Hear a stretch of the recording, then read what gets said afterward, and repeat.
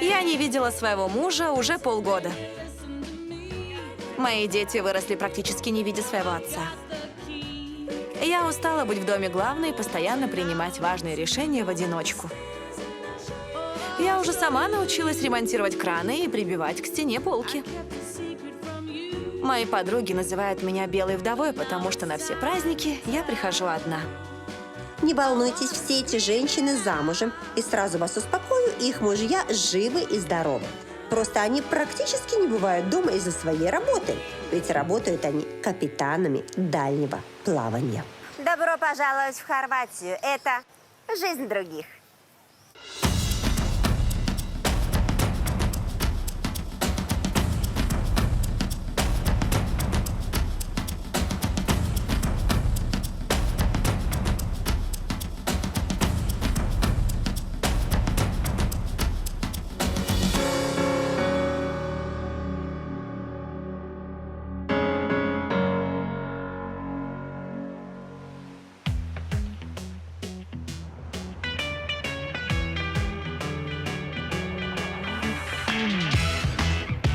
Любимый курорт топ-моделей и голливудских звезд. Место, где можно встретить огромное количество яхт-миллиардеров.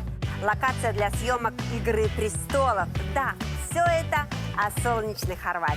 Но если для одних это место для отдыха или декорация к фильму, то для других это родной дом. И о том, как живется хорватам, мы сегодня с вами все и узнаем. Я бы могла родиться в Дубровнике в семье Дениса и Ханны.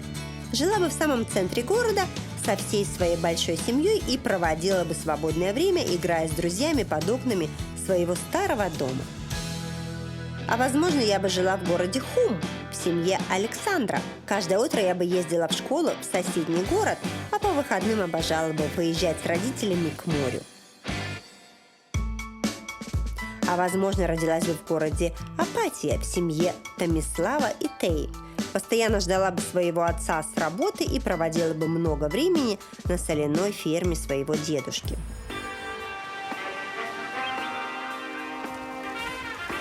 В солнечной Хорватии проживает 4 миллиона человек. И состоит она из множества островов. Один из самых известных и старых городов страны – это Дубровник. Дубровнику больше 1000 лет. Представляете? Очень старый город. Но выглядит он так, как будто его построили вчера. Кто за ним ухаживает и сколько это стоит? Сейчас я все это выясню. Чтобы вы понимали, я только что прошлась по самой знаменитой лестнице города. Несколько лет назад на этом же самом месте снимали сериал «Игра престолов». Создатели сериала заплатили 14 миллионов долларов за съемки на территории Хорватии. А еще после съемок сериала поток туристов увеличился в 5 раз. В Хорватии постоянно проходят какие-то съемки, ведь тут безумно красиво. 2 года назад в нашем небольшом городке Люк Бессон тоже снимал кино. Каждый житель города получил за это деньги. Визитная карточка Парижа – это Эйфелева башня, Рима – Колизей, а в Дубровнике визитная карточка – это крыши домов, которые, кстати, находятся под защитой ЮНЕСКО. На секундочку. А расскажет нам с вами про крыши один из главных инспекторов по обновлению Дубровника. Я так вот понимаю, тут, конечно, я вот везде хожу, везде крыши у вас вот именно вот из такой вот глиняной черепицы. Скажи мне, если вдруг человек, я не знаю, построил себе какой-то дом новый и хочет другую крышу, не черепицу, он может это сделать или нет? Это просто невозможно.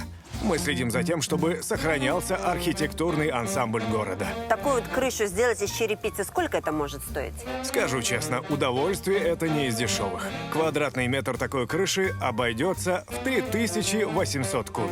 А скажи мне, когда человек строит дом, кто платит за эту крышу? Сам человек или государство? Потому что это же очень дорого. Вдруг у него нет денег на такую крышу? Все просто. Либо хозяин все же платит из своего кармана, либо все расходы возьмет на себя комитет по обновлению Дубровника. Но в таком случае хозяину запрещено ближайшие 20 лет продавать дом. Иначе придется вернуть все деньги комитету.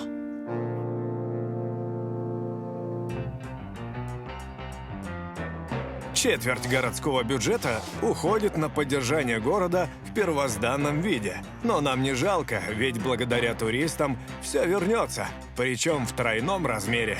Ведь туристы очень любят Дубровник. И приезжая сюда, они будто попадают в машину времени.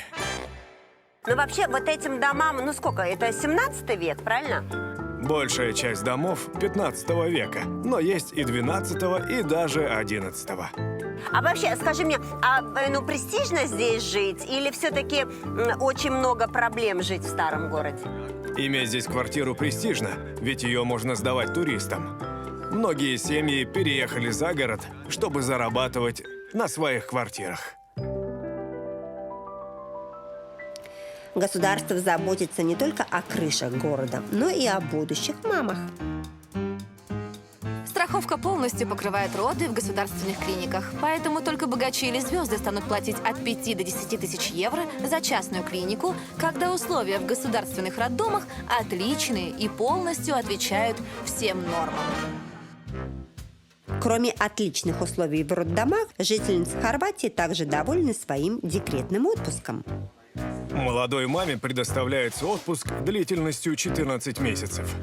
И первые 6 из них женщина будет получать пособие в размере 100% средней заработной платы. Когда декрет подходит к концу, мамы возвращаются на работу, а годовалый малыш отправляется в детский сад. Государственные сады обычно работают с 8 до 15 часов, но в некоторых есть и вторая смена. А стоят они приблизительно 600 кун в месяц. Но чтобы без проблем устроить своего ребенка в детский сад, оба родители должны работать. В Хорватии около 450 детских садов, большинство из которых государственные. Но их, к сожалению, не хватает.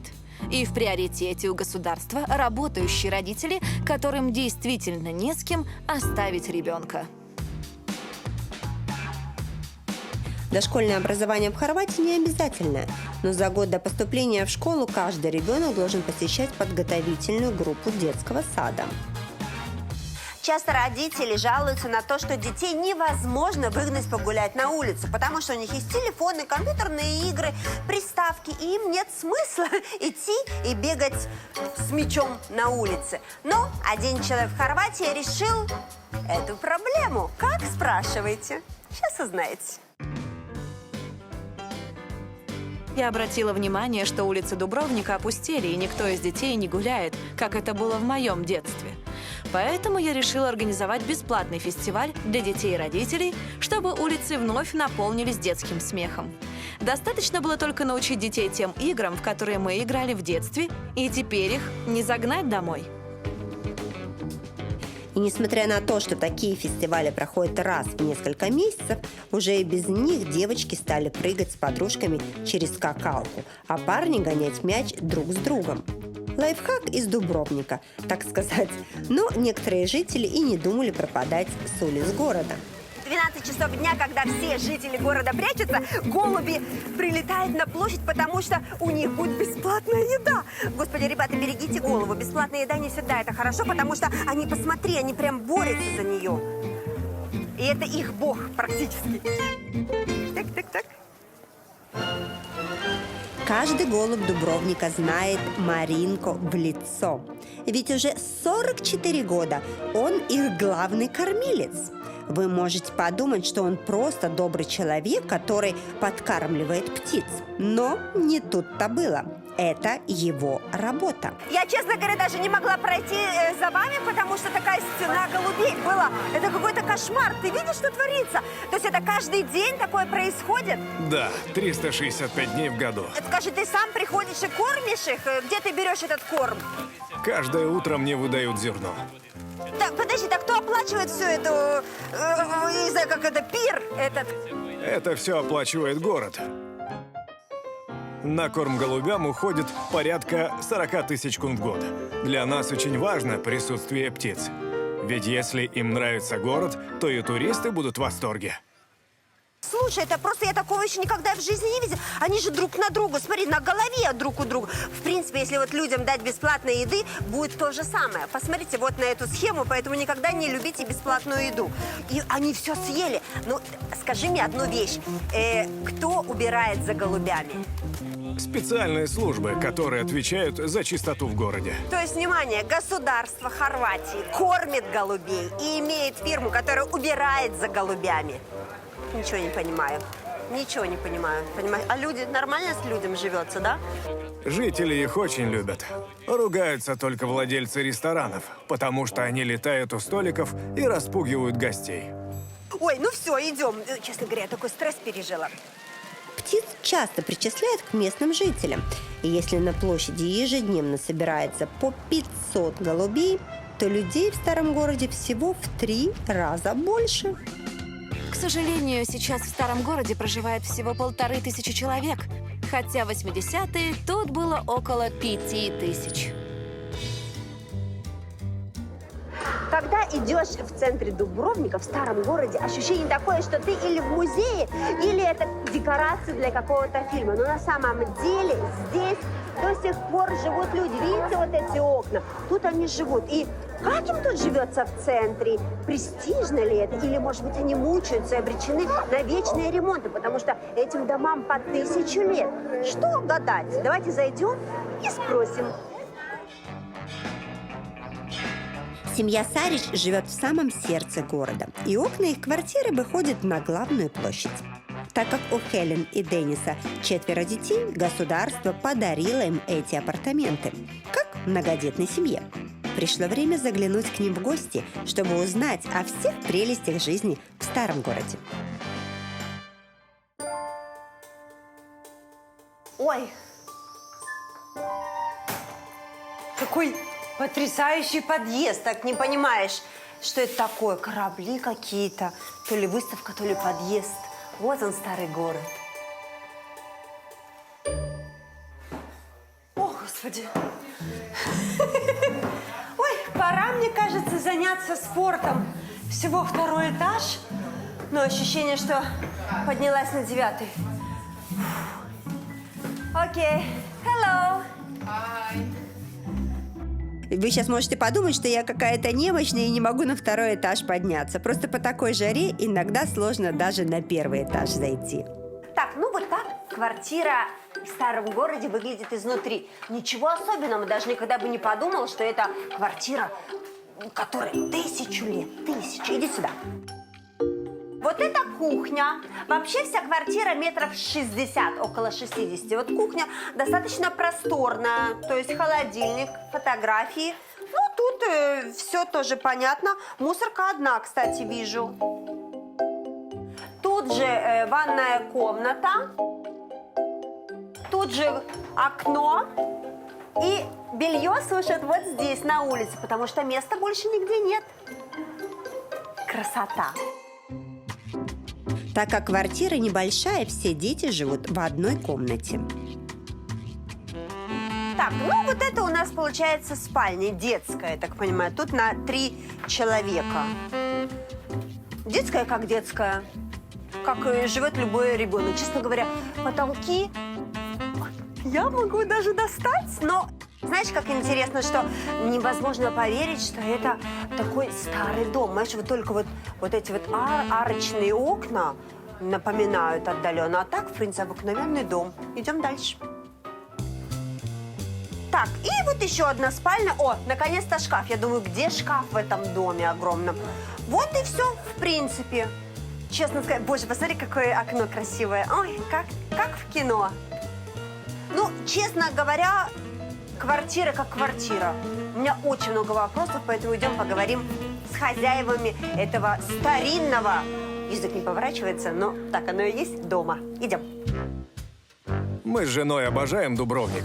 Мы тут родились, и тут прошла наша юность. Теперь здесь растут наши дети. Честно признаться, даже не представляю жизни за пределами старого города. Мы даже если уезжаем куда-то ненадолго, то всегда хотим поскорее вернуться. Ну, я вам, честно говоря, немножечко завидую, потому что вы живете как будто в кино. Но подождите, если вы идете в магазин за продуктами, и огромные сумки вам нужно принести в квартиру, сюда же машины не пускают, вы их должны тащить в руках? Жизнь в любом городе имеет как плюсы, так и минусы. Сумки с продуктами, мебель, технику и прочие крупные покупки приходится нести или арендовать специальную тележку. Зато мы не боимся выпускать детей гулять во двор. Наша работа, сады и школы находятся в пешей доступности. Плюс государство помогает нам различными льготами и выплатами. Грех жаловаться. Какая-то, знаешь, куда ни ткни, везде один плюс. Аж просто, честно говоря, даже как-то непонятно мне. Ну хорошо, а вот дому вашему уже, ну не знаю, сколько, 1000 лет, скорее всего. У вас, ну вот здесь какие-то в доме вот есть какие-то сложности, не знаю, с канализацией, с отоплением, с водой, в конце концов. Может, у вас воды не всегда, вода не всегда бывает. С коммуникациями все хорошо, а вот когда начинается туристический сезон, то уже сложнее. Шум от лайнеров, экскурсоводов и тысяч людей на улицах очень утомляет. Хотя спустя месяц мы привыкаем. Есть у нас еще проблема с парковками. Под дом не подъедешь на машине, гаражей у нас тоже нет. Поэтому все жители Дубровника арендуют себе парковочные места, которые стоят всего 50 кун в месяц. А сколько стоят здесь квартиры в старом городе? Недвижимость здесь очень дорогая. Квадратный метр стоит от 38 до 113 тысяч кун. Молодые семьи вряд ли смогут себе такое позволить. Но вообще это сумасшедшие деньги, честно говоря, до 15 тысяч квадратный метр. То есть если вы продадите эту квартиру, вы, в принципе, я не знаю, можете купить себе шикарную виллу. Многие пенсионеры поэтому и продали свои квартиры. На полученные деньги они купили дома и себе, и своим детям. А вообще вот, чтобы жить в Дубровнике, вот, ну, хорошо, чтобы иметь хороший дом, обеспечивать детей, себя, коммунальная еда, не знаю, там, развлечения, отдых, сколько человек должен зарабатывать? Надо получать зарплату минимум 15 тысяч кун каждому, чтобы чувствовать себя комфортно. Денис и Хелен работают учителями. Их зарплаты после вычета налогов равны 9000 кун. Поэтому им приходится давать еще частные уроки, чтобы прокормить семью. Дети нашей пары ходят в школу. Начиная с 6 и до 18 лет каждый житель Хорватии получает среднее образование. Большинство школ Хорватии государственные и бесплатные. Лишь часть детей учатся в частных за 11 тысяч кун в год. 75% наших школ работают в 2 смены. Так как учеников гораздо больше, чем школ, некоторым приходится работать даже в 3 смены.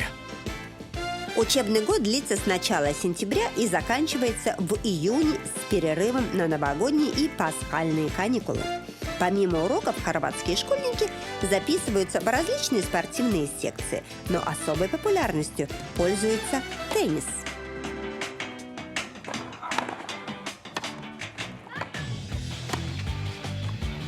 Хорватия – родина знаменитого теннисиста Горана Иванишевича. Для большинства хорватов он настоящий кумир. Поэтому теннис в нашей стране – это целый культ. Все мои ровесники им занимаются. К тому же, стоит это всего 250 кун в месяц. После окончания школы почти все выпускники поступают в училище или университеты. Когда ты живешь на море, кем ты хочешь стать? Космонавтом? Нет. Даже не телеведущий. Люди хотят быть моряками, а лучше капитанами корабля. А для этого что? Для этого нужно учиться. Идем посмотрим. Факультеты морского дела самые популярные в нашей стране. И неудивительно, ведь парни хотят иметь стабильную работу и зарабатывать реальные деньги, а не гроши.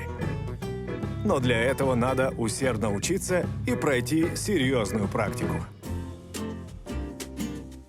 Для того, чтобы стать капитаном, студентам нужно отстоять 400 часов вот за таким симулятором, прикольно, и 60 часов нужно отучиться на настоящем корабле. И только после этого они могут брать на себя ответственность возить нас, как пассажиров, ну и грузовые, конечно, корабли тоже возить. Дживо заканчивает 3-й последний курс и скоро пойдет на флот. Поэтому, как никто другой, может нам рассказать, с какими трудностями сталкиваются будущие капитаны дальнего плавания. Скажи мне, а есть какие-то требования капитана? Вот я вот видела, знаю, что капитаны должны быть всегда в белой рубашке, с бородой. Кстати, у тебя нет бороды. В чем дело? Ты будешь отращивать ее или гладко выбритый, чистенький, да? Вот у тебя есть какие-то требования у вас? Самое главное — быть здоровым и технически грамотным. Ведь утопить судно с экипажем и грузом никто не хочет. Подожди, а сколько вас выпускается? На 1-м курсе нас обычно по 40 человек. Но до получения диплома доучиваются лишь 10-15. Ты платишь за свое обучение или нет? Образование бесплатное, но если завалю экзамен, надо будет заплатить 300 кун за пересдачу. А какие экзамены ты сдавал, чтобы поступить сюда в университет? Мы сдавали тесты. Надо было сдать хорватский, английский и математику. Ну, короче, я бы уже не поступила, потому что надо было сдавать математику. А литературу, там стихи читать не надо было? Нет, тут важны точные науки. Я вот пела, танцевала, знаешь, поэтому меня взяли. Самое важное для нас – это практика. Мы часами оттачиваем мастерство на симуляторах, чтобы в реальных ситуациях не уничтожить судно. На 3-м курсе все обязательно выходят в открытое море на 7-дневную практику. Знаешь, что мне интересно? Чем вы занимаетесь на корабле, когда вы ходите на 7 дней, помимо того, что вы учитесь и работаете? Вот у вас свободное время, и что вы делаете? Стоим на вахтах, готовим еду, чистим палубу, всегда при деле и никаких поблажек. То есть не станешь капитаном, если не будешь уметь драить палубу. Вот и все. Вот вам и ответ. Хотите быть ведущей travel-шоу? Я тебе не мешаю, нет? Мы такие, повернули. Умеете, я не знаю, монтировать. Среди студентов встречаются и девушки. И хочу вам сказать, что из них получаются отличные капитаны. Ничем не хуже, чем из парней. Ну, я вот знаю, что вообще профессия капитана – это же очень профессия престижная не только потому, что капитан имеет хорошую зарплату, но и потому, что он имеет очень большой успех у девушек, да? То есть как сейчас, когда девушки узнают, ты капитан, и что, и все хотят с тобой встречаться, да? Это лучше, чем, я не знаю, водитель троллейбуса. Есть такое. Многие девушки гонятся за деньгами, и мы для них цель номер 1. Я тебе вот сейчас, как девушка, скажу вот такую вещь, что, во-первых, плюс, что хорошая зарплата, а во-вторых, сколько капитана дома может не быть? В среднем от 2 месяцев до 6, бывает и дольше. Понимаешь, 6 месяцев мужа нет дома, а зарплата его дома. Слушай, я тебе хочу сказать, что я тоже вижу плюсы. Хотя у меня не было еще ни одного мужа-капитана, но мы всегда это можем исправить. Моряки зарабатывают больше всех в Хорватии. Поначалу матросы получают от 7500 кун в месяц, но если тут усердно работаешь и продвигаешься по карьерной лестнице, к 30 годам ты легко будешь получать 75 000. Многие отцы в Хорватии редко видят своих детей, пропускают их первые шаги, первые слова, поздравляют с днем рождения по интернету. И нет, не думайте, что родители в разводе. Просто эти мужчины моряки. Тея – типичная жена моряка. Пока муж зарабатывает в море, она растит 2 маленьких сыновей и следит за домом. Вы работаете моряком. Сколько вас дома не бывает? Последние годы я 6 недель работаю, а 6 следующих нахожусь дома. Ой, слава богу. Ну, и ты мне скажи, то есть это тяжело, когда мужа 1,5 месяца нету дома? Или, наверное, в этом есть уже плюсы какие-то? Первую неделю его отсутствия я от него отдыхаю. А вообще у меня будто 2 жизни. Одна, когда я с мужем, и одна, когда я сама с детьми. Его возвращение домой всегда праздник для меня. Мой муж уходит в море на 7-8 месяцев обычно. Это очень сложно. Надо принимать массу важных решений самостоятельно. Я уже забыла, когда муж вкручивал лампочки или вешал полки на стену. А ты вообще не переживаешь, что 1,5 месяца тебя нет дома, что тут жена одна? Очень переживаю. Поэтому и подписал контракт с удобным графиком, чтобы отсутствовать дома как можно меньше. А вы часто ругаетесь? Или вот вы так редко видитесь, вы ругаетесь часто или нет? Когда он приезжает, то хочет отдыхать и ничего не делать. А я также продолжаю крутиться, как белка в колесе. Из-за этого ссоры и случаются. Так это вообще, он приезжает, ты можешь ему сказать, что «а у нас правила в доме такие, что, знаешь, после обеда мы должны идти гулять». А он говорит: «а я хочу спать». А ты говоришь: «никаких спать, идем гулять». Конечно, это сложно, я сама знаю, потому что я тоже уезжаю в командировки. Правда, не на 1,5 месяца, а на 2 недели. И то я приезжаю, у нас, знаешь, разные графики бывают. Я знаю, что это очень сложно. Тео уволилась с работы, так как маленькие дети и карьера – понятия сложно совместимые. А вообще, а ты хотел бы, чтобы твои дети были моряками? Скажу честно, это очень сложная профессия. За большим заработком стоит много трудностей.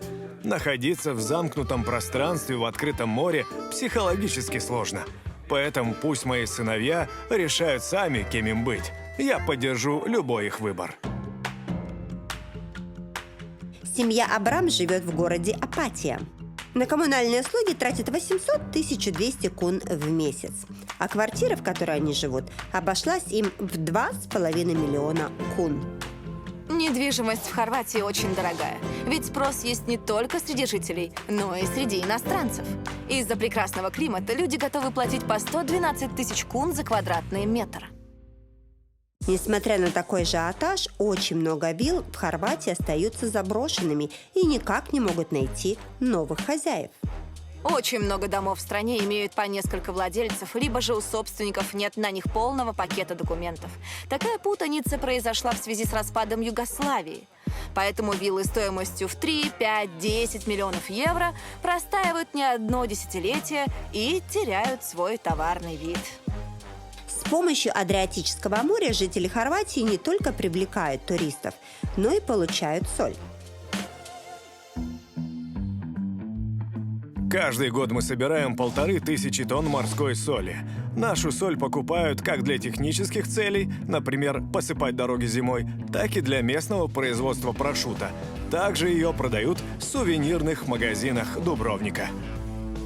Во многих странах соль добывают в шахтах, и работа, скажем прямо, адская.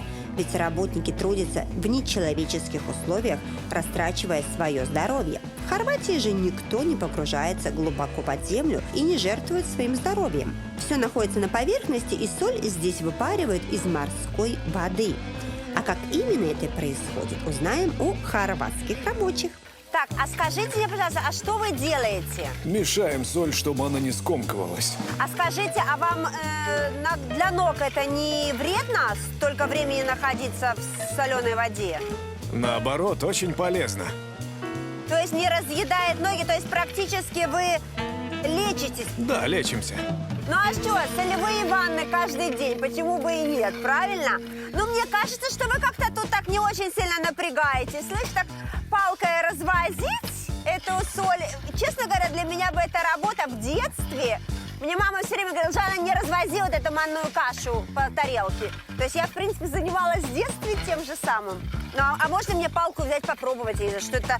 А что это за работа? Да, конечно. Это сложная работа вообще или нет? Сейчас все просто, а когда придет время сбора соли, придется попотеть. Сейчас у меня всего 10 работников, которые мешают воду. А каждый август, когда вода испаряется и надо собирать соль лопатами, я нанимаю еще 30 человек. Не завидую я работникам. В 40-градусную жару и без сбора соли стекает пот в 3 ручья. А за это много платят? 30 евро в день, плюс кормят обедом. Надо что-то заканчивать, чтобы тут работать? Или кто угодно может прийти и работать? Это сезонная работа, поэтому понадобятся только силы. Соль из Адриатического моря – единственная соль, которая не горчит и не требует химических добавок против слипания. поэтому ее можно есть в любых количествах. Хорватскую морскую соль не только с удовольствием едят, но и активно используют в медицине. Наши капли для промывания носа из морской соли известны во всем мире. Ежегодно мы продаем 200 миллионов флаконов нашего средства, благодаря которому аллергетики могут справиться со своим недугом и дышать полной грудью. Хорватия славится не только своим морем, но еще и одной необычной достопримечательностью в городе Rijeka.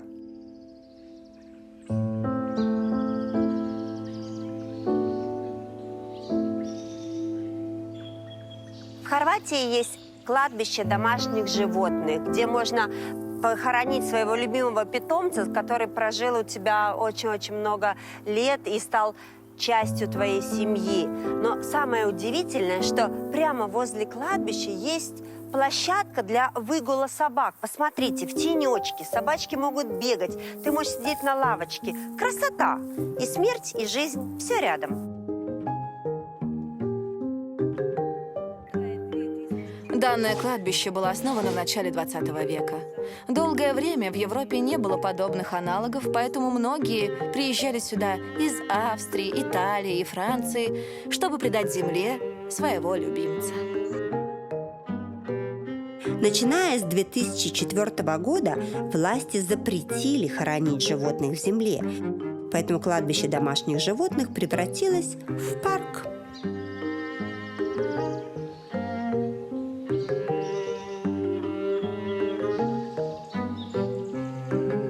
Сейчас разрешено только кремировать своих питомцев. Услуги такого крематория обойдутся владельцам животных от 220 до 1350 кун. В Хорватии проживает 4 миллиона человек, и состоит она из множества островов. Страна не славится многомиллионными городами, зато Хорватия может похвастаться самым маленьким городом в мире. Когда я училась в школе, нас было в классе 26-28 человек.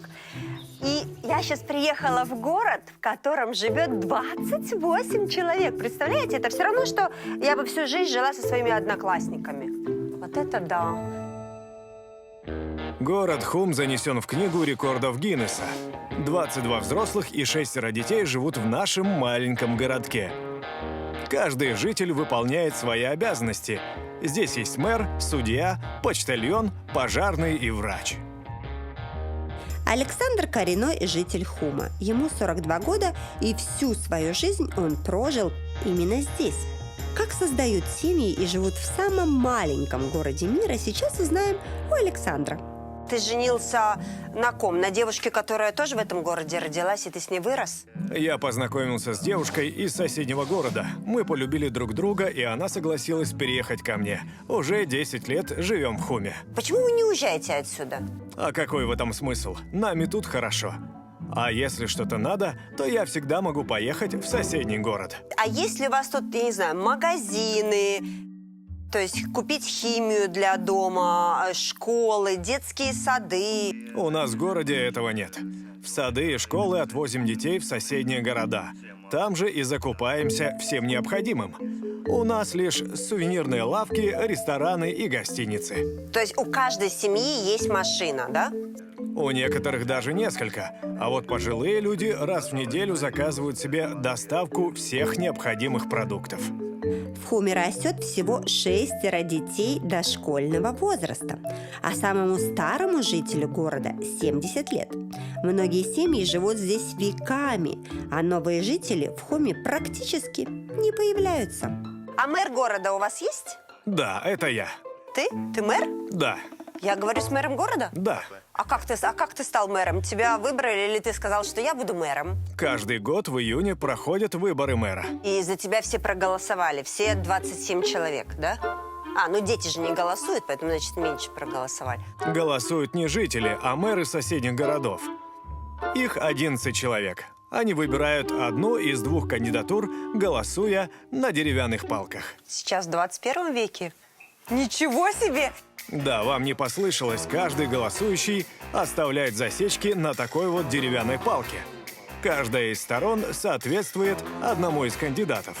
Как вы понимаете, подсчет голосов занимает несколько минут. Напоминает средневековье, если честно. Никаких вам бюллетеней, никаких комиссий. Ты вот как мэр, какие чаще всего вопросы решаешь в этом городе? Какие чаще всего проблемы возникают все-таки у жителей? Они же должны быть, в конце концов. Что у вас тут какой-то рай на земле? 21 век, я не знала, что, оказывается, есть такое место. Какие-то мелкие недопонимания. Иногда жители могут повздорить немного. Но это редкость, ведь за это они могут получить невкусное прошутто и потом будут мучиться. Я бы не выжила в этом городе. Меня все время наказывали и забирали еду. Кстати, это очень страшное наказание. Действительно, зачем меня бить? Заберите мне еду. Несмотря на маленькую территорию и отсутствие рейсовых автобусов, Хум безумно популярен среди туристов. Около 200 тысяч человек приезжают сюда ежегодно. Хум напоминает средневековую крепость с высокими стенами и городскими воротами. В городе много каменных домов и всего 2 улицы, каждая из которых шириной в метр. Вот этим вот домам 1000 лет. Тебе 42, а вот этому 1000, правильно? Примерно 1100-1200 лет. Ну, ты мне скажи, а как у вас тут с отоплением, с электричеством, с водой, в конце концов? У нас есть все. И электричество, и водопровод, и канализация. Мы обеспечены всеми современными удобствами. И перебоев вообще никогда не бывает. И мэр говорит чистую правду, ведь когда я заглянула в гости к местным жителям, сама во всем убедилась. Ой, слушай, ну тут просто такой у вас внутри современный дом. Да у вас так прохладно, да? Это потому что, наверное, стены толстые. Дом каменный, и стены держат прохладу. Так, там кухня, да? Можно посмотреть? Проходите. Вот, видишь, у вас очень современный дом. Я думала, зайду, а тут такие древние пещеры. А у вас тут вот прям красота. Несмотря на то, что город находится на краю географии, жители Хума обеспечены всеми необходимыми удобствами. При этом коммунальные услуги не превышают 450 кун за месяц. Так у вас тут и отопление есть, да? Да. Вы зимой включаете его? Включает город. Это центральное отопление. То есть у вас центральное отопление есть? Да. В городе? Да. Центральное отопление в городе. Ничего не понимаю. А телевизор, у вас телевизор тоже есть? Это старый телевизор. Есть большая плазма. А телевидение тоже у вас есть? Где-то 200-300 каналов. Вы сейчас слышали, да? Сядьте, лучше сейчас все сядьте. В общем, я просто в шоке. Но вы живете практически как в раю. Даже лучше, чем там. Вот человек, который при жизни думает, что, возможно, он живет лучше, чем в раю. Зачем ему в рай? Ребята, я уже сама начинаю сомневаться, а там ли я живу. Идем дальше. Если кому-то чего-то не хватает, то житель Хума запросто может постучаться в дом соседа и одолжить соль, муку, лук для супа, как в старые добрые времена. Хорваты очень открытый и добрый народ. Мы всегда готовы прийти на помощь и поддержать ближнего в трудную минуту. Уже несколько лет в Хорватии пользуется огромной популярностью одно приложение, в котором каждый может найти героя. Я работаю пожарным, но и в свободное время помогаю людям. Любой желающий, кто специализируется на чем-то, может предложить свою помощь в приложении тому, кто в ней нуждается. Приложение абсолютно бесплатное и создано исключительно в социальных целях. Демир не раз приходил на помощь людям, у которых глох автомобиль. Как-то раз я с подругами застряла по пути из одного города в другой. Из-за сильной жары машина остановилась и не хотела ехать. Благодаря приложению мы нашли своего спасителя, который смог за небольшую плату приехать и починить наше авто. Местный пенсионер Драган несколько раз пробивал шину на своем авто и также обращался за помощью к герою. Несмотря на то, что он давно вышел на заслуженный отдых, он по-прежнему продолжает трудиться. Клянусь вам, я с пенсионерами встречалась в парках, в домах, в ресторанах, на лавочках. А с аквалангистом первый раз в жизни. Сколько вам лет? Мне 70 лет. А чем вы занимаетесь еще сейчас на пенсии? Погружение под воду – это мое призвание. Поэтому, выйдя на пенсию, я занимаюсь подводными съемками. А еще работаю на местных виноделов. Я погружаю под воду вино, чтобы оно там дозревало. И периодически ныряю, чтобы его проверить. Боже мой, какая прелесть! Драгон работал раньше пожарным. Поэтому, в отличие от других пенсионеров, он получает надбавки. И в месяц его пенсия достигает 7500 кун. Вам вашей пенсии хватает на жизнь? Благодаря моей работе я чувствую себя сейчас комфортно. Даже работаю не столько для денег, сколько для удовольствия, чтобы дома не сидеть. А вот многим тяжело, если им не помогают дети или нет накоплений. Ну, мне интересно, вот все же вот такой простой вопрос. В Хорватии лучше жить до пенсии или на пенсии? Сложно сказать. Каждый год мы сталкиваемся с какими-то новыми мировыми проблемами. Кризисы, эпидемии, природные катаклизмы. Поэтому я просто живу сегодняшним днем, наслаждаюсь тем, что имею. Хочу сказать, что мне очень нравится пенсия в Хорватии. И то есть я вот уже приглядываю, где мне свою пенсию встретить. Недолго осталось, так сказать. Ну и у вас, конечно, честно говоря, огромный бонус в Хорватии. Такая природа, такое шикарное море. Ну, просто, честно говоря, ну просто грех этим не пользоваться на пенсии и не получать радость от всей этой красоты. Где бы вы ни жили и что бы с вами ни происходило, надо уметь получать удовольствие от того, что вас окружает. Living the good life. I'm gonna live the good life.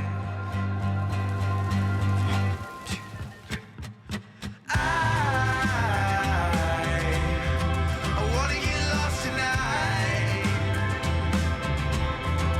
Get on a one-way flight out of here and start living the good life. Well, let's get lost tonight.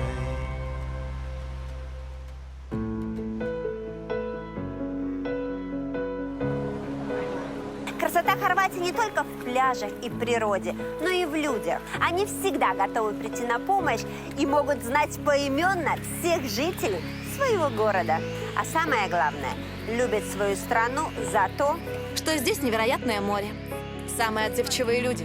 Красивые женщины, родной дом, семья, всегда тепло и солнечно. Власти заботятся о жителях. Люди уважают свою историю. неважно, где ты родился, в горах или у моря, на севере или на юге, важно лишь то, как ты распорядишься своим временем и силами. И что ты сделаешь для того, чтобы любить свою жизнь, а не жизнь других.